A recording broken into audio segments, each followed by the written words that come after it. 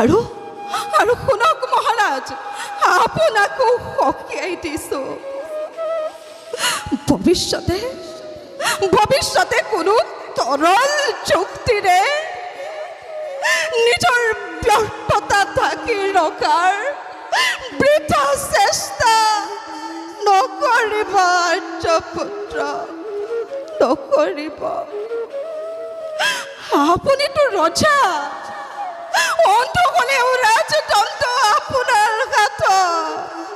তেনেস্থলত দুটাখনক বন্দী কৰাৰ আজ্ঞা কিয় নিদিলে আপুনি, কিয় নিদিলে?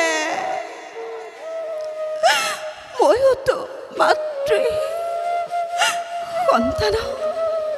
সন্তানক ময়ো ভাল পাওঁ অকৃত্ৰিমভাৱে।